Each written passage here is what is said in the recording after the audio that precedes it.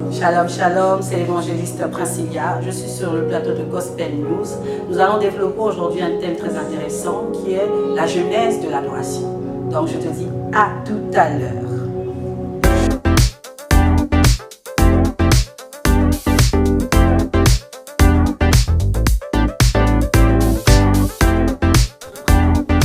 Shalom peuple de Dieu, shalom téléspectateurs. Vous qui avez l'habitude de suivre cette émission Gospel News, nous vous saluons au nom de Jésus-Christ. Alors ici votre présentateur MC Amboka pour le compte de Gospel News. Alors cette émission sera très spéciale. Ce soir on va parler d'un thème très intéressant et moi je crois fortement que tu seras béni à travers cette émission. Et s'il faut appeler déjà le voisin, appelle ton voisin, appelle celui qui est à côté, parce que nous allons parler de l'adoration, la genèse de l'adoration et le thème de ce soir. Et je crois fortement que le Seigneur nous fera du bien. Bienvenue encore à cette émission Gospel News. Permettez-moi de saluer c'est Divin Prod, l'excellence dans la simplicité et de rappeler que nous avons ouvert nos portes à toute personne qui voudra travailler avec nous sur un projet. Le Seigneur nous fera du bien. Alors aujourd'hui, nous recevons la servante de Dieu Princilia, l'évangéliste Princilia. Elle nous vient de l'église Amen. Voilà, elle est chantre. Jésus-Christ, seul espoir. Jésus-Christ, seul espoir. Voilà, une église que j'ai déjà l'habitude d'aller. Voilà, d'aller de rendre ministère. Et à chaque fois que le Seigneur me permet de me retrouver là-bas, je suis béni, béni, béni. Permettez-moi de saluer Papa Paulin. Je salue Papa Paulin ainsi que tout le groupe Cantique de Cantique. Et je rappelle que la servante de Dieu Princilia, elle est parmi ceux qui dirigent le groupe Cantique de Cantique. Je dis bonsoir Maman Princilia. Bonsoir mon MC. Et bienvenue à Gospel News. Merci beaucoup. Voilà, nous rendons grâce à Dieu. Voilà, Amen. c'était pas facile de vous avoir. Mais vous êtes là. Nous bénissons le Seigneur. Comment la santé? Ça va bien, papa. Ça va. Ok. Je ne me plains pas, la grâce de Dieu travaille, donc ça va. Ok. Et le groupe Cantique des Cantiques? Cantique des Cantiques va bien aussi par la grâce de Dieu. Cantique des Cantiques à son poste. Là, à l'heure où nous sommes en train de parler, Cantique des Cantiques est en train de gérer le culte d'enseignement. Ça. Et par la grâce de Dieu, je suis ici. Donc je pense que ça va. Gloire à Dieu. Les gens se posent des questions. Quand est-ce qu'on aura un chant, on aura un clip du groupe Cantique des Cantiques? Voilà. Cantique des Cantiques, c'est un vieux groupe en réalité. Okay. C'est un vieux groupe de la place. Et pour ceux qui sont là depuis longtemps, ils connaissent Cantique des Cantiques. Okay. Cantique des Cantiques a des clips, a de très belles chansons également, de très beaux cantiques. Et ce sont les personnes qui changent à chaque fois, comme c'est un groupe musical de l'église. Okay. On a eu une première génération, on a une deuxième génération qui est la nôtre. Nous continuons encore, on attend que le Seigneur puisse nous emmener une troisième génération de personnes aussi qui va venir chanter avec nous. Ok. Nous avons déjà combien de chants, combien de clips sur le... Je pense que sur Internet, on peut encore trouver 3 ou 4 clips de Cantique des Cantiques. Ok, on peut connaître le titre? Alors, celui que moi j'aime le plus de Cantique des Cantiques, je n'étais pas déjà arrivée dans le groupe à cette période-là, à cette époque-là. C'est le clip qu'a fait la sœur Evira, une chanson que j'aime beaucoup, c'est J'espère en toi. J'espère en toi. J'espère en toi. Voilà. C'est l'une des chansons de Cantique des Cantiques. Okay. Et puis après, de côté, chacun aussi a son petit ministère Moi, par exemple, j'ai aussi mon petit contrat avec Dieu. Okay. Où, je chante pour l'Éternel à côté, pas forcément dans le groupe, et je suis souvent aidée par mes sœurs du groupe. Okay. Ça, c'est une grâce que j'ai. Ok. Lorsque j'ai publié la fiche que je vais recevoir dans mon principe aujourd'hui, un frère m'a posé la question, mais la maman là, elle chante bien, pourquoi elle est toujours réservée, pourquoi elle est toujours dans son coin? Est-ce qu'il y a un problème avec la sortie de Maman Princilia? Non, il n'y a pas de problème avec la sortie. Ce n'est pas la sortie le problème. Okay. Je crois qu'aujourd'hui, j'ai commencé en tant que chantre et c'est le premier service auquel Dieu m'a appelé. Okay. Et le Seigneur, comme vous le savez, il a un appel pour tout un chacun, il a une vision pour tout un chacun. Amen. Et au fil des années, le Seigneur a commencé à me former pour d'autres choses, Amen. Notamment aller chercher les âmes. Et il m'avait dit que je ne peux pas me défaire du chant, des cantiques et de l'adoration parce que c'est par cette arme-là que lui, il veut gagner des gens. Amen. Et c'est vrai que je le laisse faire. Je ne veux pas pousser le Seigneur à me faire sortir. Je pense que ce ne sont pas les moyens qui manquent à Dieu, mais je pense que l'enseignement aussi est de rigueur. Il faut être formé, et je crois que je suis à la bonne école, chez Pasteur Paulin. Yes. Par la grâce de Dieu, la formation est dure et on ne finit pas d'apprendre. Okay. Et je suis de ceux qui pensent que la connaissance qui accompagne le ministère de chantre est importante. Amen. Oui, il faut connaître la parole de Dieu. Il faut aussi servir Dieu parce qu'aujourd'hui, malheureusement, il y a des chantres qui ne servent pas, mais qui sont chantres. Bon, on se demande un peu, on se pose quelques questions. Mais je crois, avec mon humble avis, que l'idéal, c'est d'apprendre. On apprend, on est enseigné. Et l'enseignement qui tombe dans notre cœur, ensuite, donne des mélodies. Et la plupart des chansons que le Seigneur, c'est le Seigneur qui inspire. Et ce que je peux dire aujourd'hui, je constate aujourd'hui, c'est que le fait d'avoir été enseigné et d'avoir été intéressé à la parole de Dieu par mon père, le pasteur Paulin, je peux dire aujourd'hui que depuis que j'ai commencé à fréquenter le pasteur Paulin, et c'est dans cette dimension-là que je voulais que Dieu m'emmène, le Seigneur facilement suscite des cantiques de mon cœur parce que je me suis beaucoup intéressée à la parole. Donc plus on lit la parole de Dieu, plus la parole de Dieu, l'Esprit nous inspire et on n'a pas besoin de chercher en réalité. J'ai quelques cantiques sur Internet, mais il y a d'autres cantiques qui sont là. C'est lent, le répertoire il est lent, je n'ai jamais sorti. Mais quand j'écoute moi-même mes cantiques, ils sont inspirés parce que je ne m'assois pas pour chercher l'inspiration. C'est tout d'un coup je prie et puis tac, il y a une mélodie qui monte. Et quand j'écoute moi-même les paroles, je remets maintenant sur papier, je me rends compte que c'est la parole de Dieu en fait que je suis en train de chanter. Ah, ça. Vous avez compris que nous avons reçu l'une des filles du docteur Paulin, un très bon enseignant. J'ai beaucoup de fois écouté notre papa Paulin enseigner. En tout cas, c'est un très bon enseignant et surtout, il aime beaucoup le ministère de chant. Il est toujours avec sa guitare. Toujours. Je me rappelle, j'ai même fait la batterie avec lui. Il a chanté une chanson. On me dit souvent que Jésus avec sa guitare. Papa Paulin, je tenais à vous rappeler ça. J'étais chez l'évangéliste Père Beau. Voilà. Et à l'époque, je faisais la batterie. Voilà, gloire à Dieu. Que le Seigneur vous garde, papa. Vraiment, que le Seigneur vous garde. Un homme qui aime la parole et surtout, c'est très important de aimer la parole et de connaître la parole. Parce que aujourd'hui, on a beaucoup de choses. Tout à l'heure, je viens de tomber sur une vidéo d'un jeune frère qui chantait des choses qu'il ne comprend. Lui-même, il ne comprend pas. Il ne sait pas qu'est-ce que je suis en train de chanter. En tout cas, c'est le problème que nous avons. Aujourd'hui, comme nous avons annoncé que nous allons parler sur l'adoration. Le terme d'aujourd'hui, c'est la jeunesse de l'adoration. Nous voulons tout simplement comprendre c'était quoi l'idée principale.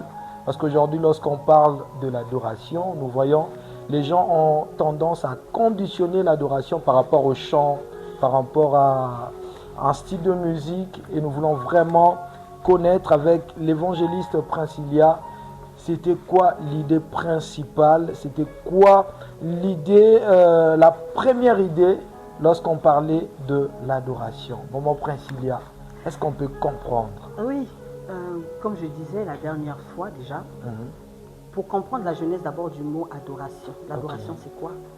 Il faut aller chercher d'abord dans la définition du mot. Ça c'est très important. Qu'est-ce que l'adoration? Quand on regarde dans le dictionnaire, l'adoration c'est tout simple. On nous dit que c'est l'expression d'un amour profond. C'est un amour profond que nous exprimons à une divinité ou à une personne. Il y a des gens qui adorent des hommes aussi. Mais bon, c'est un amour profond. Ce sont les deux mots qui doivent nous marquer. Ensuite, l'expression de cet amour-là. Comment est-ce que tu manifestes ton amour à une personne que tu aimes? C'est comme dans un couple. J'aime mon mari, je pose des actes d'amour pour mon mari. J'aime ma femme, je pose des actes d'amour pour ma femme. Je dis à ma femme qu'elle est belle, je dis à mon mari que je l'aime. Et l'amour s'accompagne de ces actes-là. Je viens, je prends soin de toi, je te câline, je te donne ce que tu désires. Je ne retiens pas ma main quand tu as une demande à me faire. Voilà, en fait, on fait tout pour prouver à la personne qu'on aime. Voilà. Et nous, aujourd'hui, le problème avec nous, les chrétiens, c'est que nous avons conditionné l'adoration à la musique. Voilà, donc quand on dit, voilà, l'adoration, nous faisons l'adoration, aujourd'hui nous allons adorer. Non, l'adoration ne se limite pas qu'à offrir à Dieu des cantiques. Non, L'adoration, c'est bien plus profond que ça. Est-ce que celui qui vient offrir à Dieu le cantique ou le chant ou l'hymne qu'il doit offrir à Dieu avec... quel est l'état de son cœur? Parce que si j'aime, je fais la volonté de la personne que j'aime. Vous allez remarquer dans les couples, un mari ou une femme, surtout nous les femmes, une femme quand elle aime, elle est soumise. Quand la femme ne t'aime plus, elle n'est plus soumise. Tu vas remarquer qu'il y a, il y a des actes de rébellion. Elle ne veut plus préparer. Elle enlève la bague. Tu rentres à la maison, elle ne te dit plus bonjour. Mais avec Dieu, c'est la même chose. Nous allons vers Dieu avec une condition. Nous ne pouvons pas dire que nous sommes adorateurs juste au moment où nous sommes en train de chanter pour Dieu, où on est en train d'adorer. Ah, il loue, non, ce n'est pas ça l'adorateur. C'est pourquoi il faudrait qu'on puisse arranger les choses. Moi, je suis admiratrice de l'homme de Dieu, Alain Moloto, et je me souviens, j'ai connu le Seigneur, j'étais toute jeune, et je reste encore en admiration face à ce qu'il a enseigné. L'adoration, c'est bien plus profond que ça. L'adoration, j'aime Dieu, j'obéis. Jean 14, Jésus-Christ a dit que celui qui m'aime, c'est celui qui garde mon commandement. C'est celui qui obéit, qui aime. Si j'aime Dieu, je me soumets à Dieu, tout simplement. Et même il y aura des moments où peut-être que je peux déconner un peu, mais je ne déconne pas tout le temps parce que je veux déconner. Je peux déconner, je peux commettre quelque chose qui n'a pas plu à la personne qu'on aime, mais je ne le fais pas exprès, je ne le fais pas pour blesser la personne. Et le plus important, c'est quoi? Quand j'ai l'impression de blesser la personne, quand j'ai l'impression de mal faire, je me réponds. Je m'excuse, je demande pardon pour le cas de Dieu. Je viens, je demande Seigneur, pardonne-moi, j'ai pas respecté ça. Et donc l'adoration est liée à l'obéissance, qu'on le veuille ou non. Amen. Christ a tout défini. L'adoration, c'est l'obéissance. Et Dieu prend plaisir à un cœur brisé. Psaume 51. Dieu prend plaisir à un cœur brisé. Il ne prend pas plaisir en réalité à tout ce que... Parce que l'adoration que nous donnons à Dieu, c'est un sacrifice en fait. C'est pourquoi le livre d'Hébreux 13, je pense, dit offrez à Dieu un sacrifice de louange. On offre à Dieu un sacrifice de louange. Ça reste une action que nous posons pour prouver à Dieu que nous l'aimons. Mais en réalité, l'adoration, je viens et j'obéis. En fait, c'est les deux notions qui sont vraiment collées et qu'on ne pourra jamais dissocier de l'Ancien Testament au Nouveau Testament. Amen. On ne peut pas les séparer. Amen. J'aime, j'obéis. J'aime, j'obéis. Voilà. Très, très, très, très, très capital. La semaine, j'étais en train de lire le livre de Genèse 22, là où, pour la première fois, on a conjugué ces verbes, adorer, avec notre Père dans la foi, Abraham. Et j'ai compris que Abraham avait obéi à Dieu, parce que le Seigneur avait demandé à Abraham ce qu'il avait de plus précieux, son fils Isaac. Et il n'a pas regardé, mais Seigneur, j'ai que ce fils-là qui doit hériter ma richesse. Il a obéi à Dieu.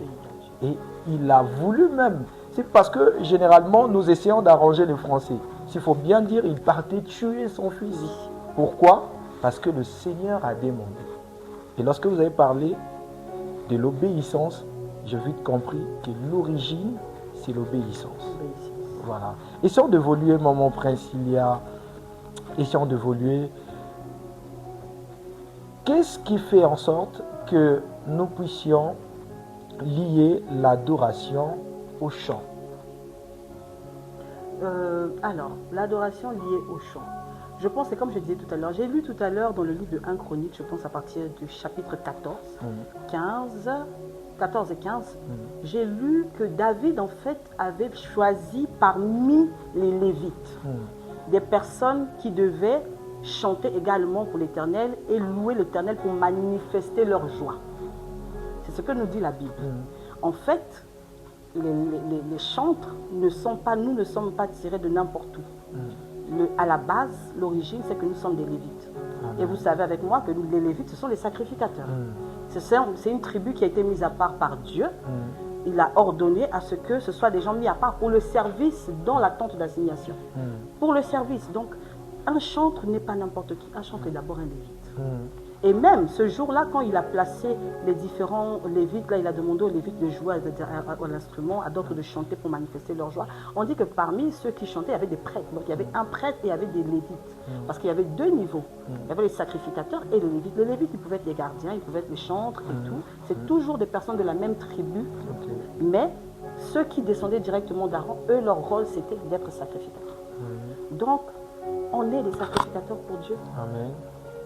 On est des sacrificateurs. On ne peut pas aller chercher une autre définition que ça.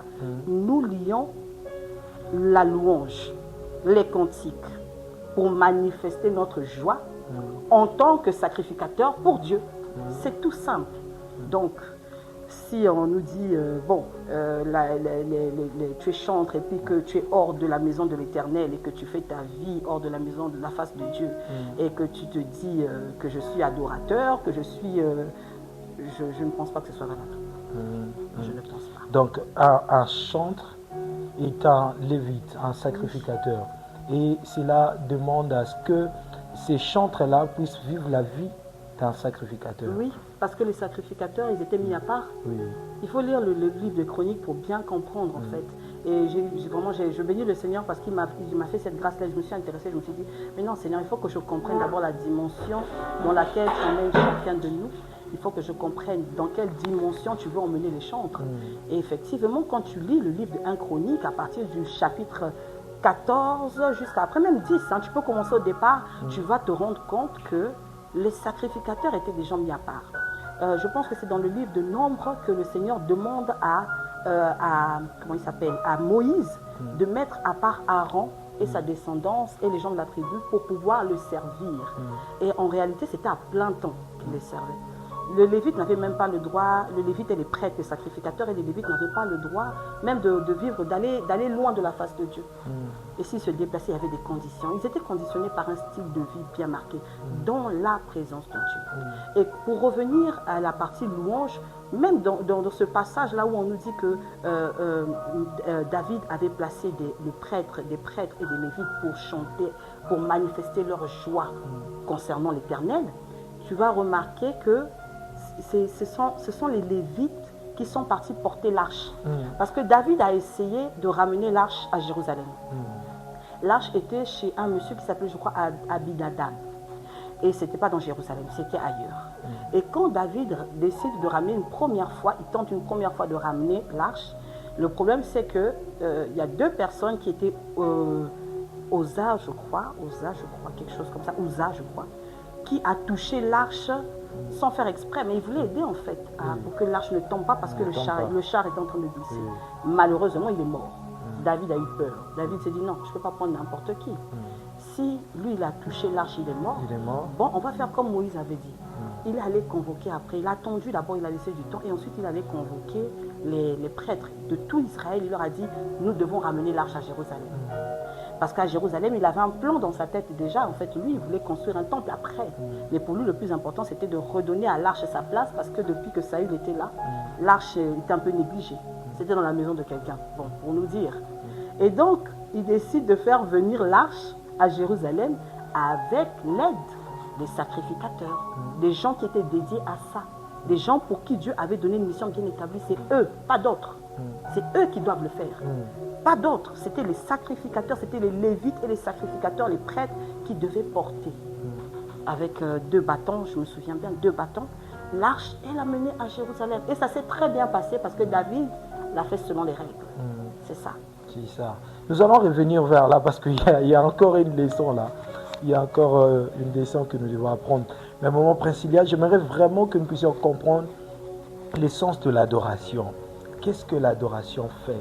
Quels sont le bénéfice de l'adoration? Alors, si on me demande au sens large du terme, l'adoration fait quoi? Mais déjà, l'adoration nous délivre. Amen. Ça, c'est important. Parce que le fait d'aimer Dieu emmène Dieu à travailler avec nous et à nous sortir des situations difficiles. Ça élève. L'adoration aussi élève. Mais ce n'est pas l'adoration seulement par les cantiques que je vais venir offrir à Dieu, non. Le style de vie que je vais avoir, c'est un style de vie, si Dieu approuve mon style de vie, Dieu marche avec moi. Il marche avec moi, il marche en moi. Christ vit en moi, ce n'est plus moi qui vis. Et quand Christ vit en moi, l'espérance de la gloire, tout simplement. Christ en moi, l'espérance de la gloire. J'adore Dieu, je suis glorifié. Ceux qu'il a appelés, il les a glorifiés. Ceux qu'il a glorifiés, il les a justifiés. C'est bien ça, non? Voilà. Amen. Très, très important, très, très important. J'ai reçu Maman Priscilla aujourd'hui. L'émission, elle est vraiment consacré aux adorateurs. Nous voulons vraiment comprendre l'adoration, ce que l'adoration fait dans la vie d'un chrétien. Maman, il y a un verset qui dit dans la Bible, je pense dans les livres de Jean, où la Bible parle de l'adoration, où Jésus parle à cette femme samaritaine, il dit, la différence entre nous et vous, c'est que nous adorons celui que nous connaissons. Nous adorons un Dieu que nous connaissons. Mais vous adorez celui que vous ne connaissez pas. Et ça me ramène à poser la question de savoir, est-ce que pour adorer, tu dois connaître celui que tu adores? C'est ça en fait. Bien sûr. Donc si tu ne connais pas, tu n'es pas un adorateur. Pour aimer, tu peux aimer n'importe qui. Ok. Tu n'aimes qu'une personne avec qui tu as souvent le contact, tu es d'accord avec moi, pour arriver à un amour profond, parce que l'adoration, c'est un amour profond. J'aime mon frère, ma soeur, parce que le Seigneur m'a demandé d'aimer mes frères et mes soeurs, mais, je parle des frères et sœurs en Christ, hein, j'aime tout le monde, j'aime mon prochain, voilà, ça c'est le bon mot, j'aime mon prochain, parce que Dieu m'a dit d'aimer mon prochain. Mais quand je rentre dans la dimension d'adorer, ça veut dire que j'ai développé une intimité avec cette personne qui fait que la personne et moi, on est ensemble, on ne peut pas se séparer. Je fais quelque chose, je demande à cette personne d'abord, bon, qu'est-ce que tu en penses? Est-ce que tu penses que je peux aller là? Est-ce que tu penses que je peux dire ça? Bon, je vais sortir demain. Est-ce que je sors? Et quand je vais quelque part, j'aime tellement la personne, j'appelle la personne. Et j'ai tout le temps envie de communiquer avec la personne. Ça, c'est ce que nous vivons, hein, les couples. Surtout au début de l'amour, là. Alors, ça va, tu es où bébé? Tu appelles là tout le temps? Oui, tout le temps. Tu es où bébé? Ça va? Oui. Et c'est là, ce sont des preuves hein, que l'amour est encore là. Si tu es où bébé? Ça va? Oui. Oui, mais tu fais quoi? Tu as tout le temps envie de prendre des nouvelles de la personne que tu adores, que tu aimes. Et dans le cadre de l'adoration, nous sommes en train d'adorer un Dieu que nous connaissons. Nous devons connaître le Dieu que nous servons et que nous adorons. Parce que tu ne peux pas dire que j'adore Dieu si tu ne vas pas dans la Bible chercher qui est Dieu. Qui est Dieu? Il peut se révéler à toi, comme il s'est révélé à Paul sur le chemin de Damas. Bon, je suis là, c'est moi le Christ.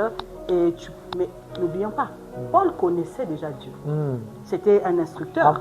Donc, quand Christ s'est révélé à lui, en fait, Christ est juste venu remettre les points sur les i pour dire que c'est moi le Messie. Le Messie dont tu parles là, que tu prêches partout, que le Dieu dont tu parles là, que tu prêches partout. Mais c'est moi le Messie. Et ça a juste conforté Paul dans sa condition. Et aussitôt, on a dit qu'il était, dès qu'on a prié pour lui, ses yeux se sont ouverts, il est rentré dans le champ de Dieu. Et donc, je reviens pour dire que on ne peut pas servir Dieu. On ne peut pas dire qu'on est adorateur. On ne peut pas dire qu'on aime Dieu si on ne connaît pas Dieu. Connaître Dieu, ça implique d'aller dans la présence de Dieu constamment, d'aller dans sa parole constamment, d'aller chercher qui il est. C'est la parole qui nous donne la connaissance de Dieu. Amen. On a connu le Seigneur, il s'est révélé à toi ou à moi par une personne qui est venue pour nous parler du Christ. Peut-être qu'il s'est révélé aussi dans ta chambre, tu l'as vu et puis voilà. Mais ensuite, il te demande une deuxième étape. Je me suis présenté à toi. Ok, nous avons fait connaissance. Moi, c'est Jésus, toi, c'est Principia. Qu'est-ce que nous faisons? Nous nous arrêtons à cette relation-là? Non. Là, nous ne sommes pas intimes. Il veut que nous puissions aller dans l'intimité. Il faut que nous puissions mieux nous connaître pour que nous puissions être ensemble, marcher ensemble. Qu'est-ce que je fais? Va chercher qui je suis. Va apprendre qui je suis. Va connaître qui je suis. Et ensuite, à ce moment-là, quand je le connais, je m'imprègne de qui il est. Et lui, il me prouve qu'il m'aime aussi. Parce que je pense qu'il y a ça aussi. Pour pouvoir aimer Dieu, je dis ça souvent, ça c'est un mot que je répète, une citation que je répète souvent moi-même. Et je répète beaucoup ça aux gens. Pour connaître Dieu, il faut avoir vécu Dieu. Amen. Pour adorer Dieu, il faut avoir vécu Dieu. Et c'est souvent ça que nous, les chrétiens, nous ignorons. Tu ne peux pas être chrétien. Et puis, tu sais, tu peux connaître le Seigneur aujourd'hui.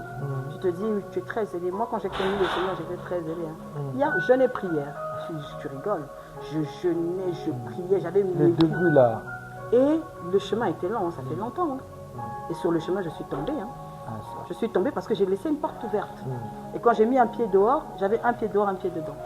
Mais c'est la grâce de Dieu qui m'a ramenée parce que je pense que, c'est ce que je dis souvent, je pense que j'avais tellement développé cette intimité avec le Dieu que je servais, qu'il n'a pas accepté de me voir mettre du temps. Et un jour, j'ai entendu sa voix qui m'a dit clairement, maintenant, tu dois revenir. Bon, j'ai compris. Et je me suis mise au pas dès qu'il m'a dit ça, j'ai dit bon. Ok, tu me dis de revenir maintenant, mais il y a beaucoup de choses que j'ai faites et il y a eu des fruits de ce que j'ai posé comme acte aussi. Qu'est-ce que je fais? Et comme notre Dieu est amour, Il nous aime, il nous prouve qu'il nous aime et nous l'aimons, nous nous attachons à lui. Amen. Nous prions pour quelqu'un qui nous suit. Toi qui s'es égaré, toi qui es allé loin de la présence du Père, tu étais là mais tu t'es égaré. Nous prions pour que le Seigneur te ramène, pour que le Seigneur te ramène encore. Amen. Parce que le Seigneur a besoin de ton âme, Amen. le Seigneur a besoin de toi. Amen. Maman Priscilla, petit à petit, nous sommes en train de chuter.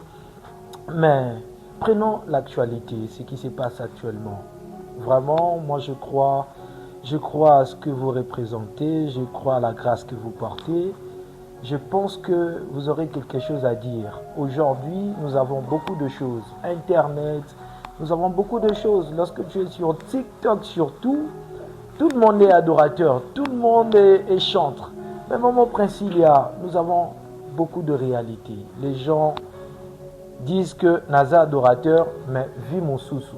Je suis adorateur, mais lorsque tu regardes la vie de la personne, ça ne reflète pas la vie d'un adorateur par rapport à ce que nous avons écouté aujourd'hui.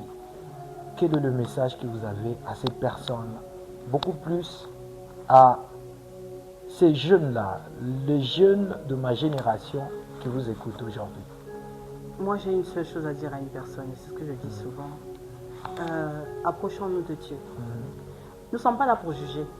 Non, au contraire. On est là pour soutenir les frères qui sont faibles. Okay. On est là pour aider la personne. Moi, je peux être faible face à un autre qui peut être fort. Mais son travail et ce que Dieu attend de lui, c'est de prier pour moi, pour que je me relève. Et je te prends juste un exemple que j'aime beaucoup. J'ai appris à chanter. Je t'ai dit tout à l'heure, je ne suis pas rentrée dans une chorale. J'ai appris à chanter. Je suis arrivée dans le ministère où on m'a formée, qui s'appelait le collège prophétique. Je rencontre mon père spirituel, c'est lui qui me dit, c'est un grand prophète qui me dit, tu sais que tu chantes, je ne savais même pas que je chante. Tout ce que je savais, c'est que facilement je composais. Et ensuite, je commence à travailler. J'apprends sur le tas à chanter. Je commence à chanter. Et il y a un moment où le Seigneur maintenant se révèle à moi pour commencer à m'apprendre tout ce qu'aujourd'hui, quand je suis rentrée dans les groupes musicaux, j'ai rigolé parce que je disais, mais ce que vous apprenez ici avec les maîtres, moi Dieu m'a appris ça dans la forêt, sous les arbres. Et c'est là où je me suis dit que le meilleur enseignant, c'est le Saint-Esprit. Et à cette époque, Makoma, Nathalie, c'était une référence pour le gospel. Elle chantait tellement bien. Et j'ai commencé à apprendre à chanter, à déployer ma voix avec les chansons de Makoma. Et il y a eu un temps où Nathalie s'est déroutée. Les gens ont parlé. Les gens ont critiqué. Mais je me souviens encore, aujourd'hui, je bénis le Seigneur qu'elle soit revenue. Il y a quelques années, j'ai laissé des commentaires en disant aux gens, vous ne pouvez pas comprendre ce que cette fille-là a représenté pour nous, ce qu'elle nous a appris. Et nous prions le Seigneur qu'elle revienne. Et on a tellement prié. Moi, j'ai prié pour Nathalie, j'ai prié pour elle. J'ai dit, Seigneur, non, il faut qu'elle revienne. Et je bénis le Seigneur, aujourd'hui, elle est revenue. Elle vient et elle dit que je n'étais pas prête avant. Mais maintenant, je suis prête. Donc, c'est ça, en fait, la leçon que nous devons tirer. Même si un chantre, une personne s'égare, nous devons prier pour que le Seigneur ramène l'adoration à son niveau d'avant. C'était l'évangéliste Priscilla. Nous avons reçu notre maman aujourd'hui. C'était une grande bénédiction pour nous de recevoir maman Priscilla. Nous bénissons le Seigneur pour toi qui as suivi cette émission. Je bénis le Seigneur pour la structure qui nous accompagne depuis la jeunesse de cette émission. C'est Divin Prod, l'excellence dans la simplicité. Je salue tout le monde, tous mes frères, Caleb Mwanda, Prince Emmanuel, Mendes, tout le monde. Que le Seigneur vous bénisse, que le Seigneur vous bénisse. Sydney, qui nous a accompagnés aujourd'hui au piano, que Dieu te bénisse et surtout que le Seigneur garde l'onction que tu portes. Et je tiens à rappeler à tous ceux qui sont à Kinshasa que nous serons à Kinshasa le 23 août pour un grand concert avec l'homme de Dieu Aristote Kitambala. Nous serons tous au showbuzz, ne manque pas, le Seigneur nous fera du bien, nous allons passer de moments inoubliables. C'était maman Priscilla. Nous saluons le groupe Cantique des Cantiques, toute la maison. Amen. Que le Seigneur vous garde, que le Seigneur vous bénisse, maman Priscilla. Amen, amen. Merci de passer à Gospel News. Merci beaucoup, c'est un honneur pour moi. Merci beaucoup. On dit shalom. Shalom. Shalom.